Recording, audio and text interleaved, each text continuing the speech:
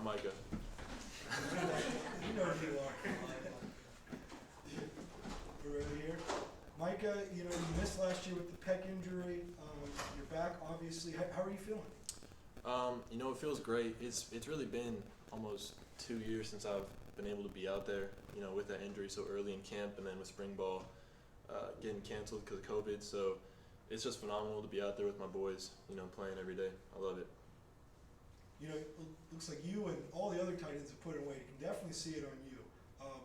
Do you feel like you're still as fast? Is it the good weight, good healthy weight? Yeah, it's definitely good healthy weight. The strength staff, they got us on a good meal plan. It's not just a bunch of fat and stuff like that. It's a lot of protein. Putting on the right kind of weight, working out, and I don't personally feel like it's affected my speed or anything. I still feel explosive. I think the other guys feel the same way. I don't think it's really harmed us anyway. I think it's just helped us. It's easier to move people for sure. So. Have you noticed kind of the impact the weight's had on you? Oh, yeah, definitely. That first day with pads on, like the first contact I made, I was like, oh, that feels a little different than 225. It's been a lot more fun, honestly, than playing at such a lightweight. So. It seems like the tight end position is going to have an increased role from talking with Spav and Coach Hamilton. Obviously, that's something you welcome. How has that been this spring, kind of learning the new things you guys got to do? It's a lot. I mean, like Coach Hamilton said, we got to learn basically the whole run game and the whole pass game. I think it's something that, Coach Hamilton, he helps us a lot.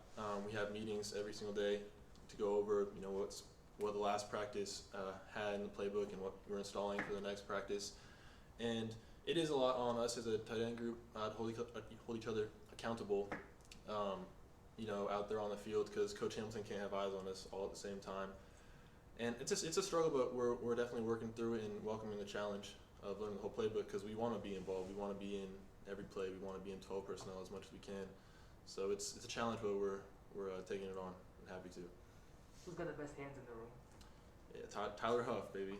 Nah, it's me, but Tyler gets a nod on that one. It seems like whenever your name gets brought up, to a coach, they'll always be like, he's a great athlete, he can dunk. I always hear the dunking part. Do you ever do you watch March Madness and get an itch to play some basketball? Yeah, most definitely. Before quarantine, like really quarantine started, that was like my only outlet because we couldn't play football. So I would just go hoop all the time, and I miss it a lot. But football's my love. But yeah, seeing it on TV, seeing guys get up like that, I always wish I could still do that sort of thing. I still can't do that sort of thing, but I wish I could do it in a basketball setting, really.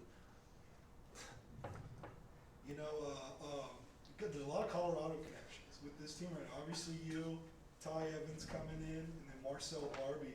I think you and Barbie knew each other. Did you know Ty or? Yeah, so actually Deontay Washington and I, we had the same high school, so we played my junior and senior year together.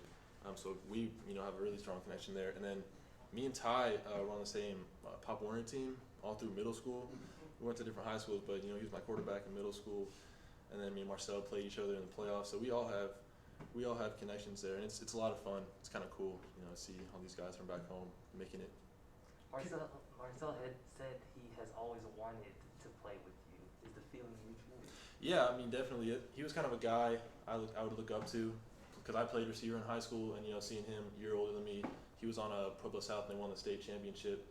So he was always someone who I looked up to. I didn't necessarily know I'd get the opportunity to play with him, but I definitely would have welcomed it and do welcome it playing with him now. What was Ty like back then? What were some characteristics of his game? He's always been a good leader. He's always been kind of a goofy guy, a lot of fun to be around, hang out with. But he's just overall just a really good guy. He can sling it. He could sling it back then. He can still sling it now. So. That competition at quarterback, between Brady, Ty, and also Tyler Vitt is kind of going on in spring right now. Mm-hmm. Do you personally see a difference when taking a pass from somebody else, or whenever they're back there at center, or is it all kind of same deal? I mean, they all have their different attributes, I think, and their strengths and weaknesses. I think they're all great players, and I'm just happy to be out there with whoever's out there. Micah, you had a pretty good freshman season. Where are some areas you feel like you can improve on from that first year you had? Some areas I feel like I can improve in are most definitely blocking. You know, I came in very light and from playing receiver, so it wasn't as a second nature to me. But Coach Hamilton and any of the other guys who have more experience, you know, Seth and Jackson, they're definitely, you know, pulling me along with the technique and learning that for sure. So. And then what is having a Coach Turner as the offensive line coach helping y'all block? How has he helped you become a better blocker? He is just so insanely smart. Like, you ask any sort of question, just on the dot, he's got the answer right there. And every technique too, you know, you ask him, you know, what do I do when the DNs line up like this? He just instantly tells you, just gallop, or just any little technique. He just knows it straight off the top of his head. So it's really helpful. There you go. Yeah. Good. Thanks, All right. Micah. Thank you guys.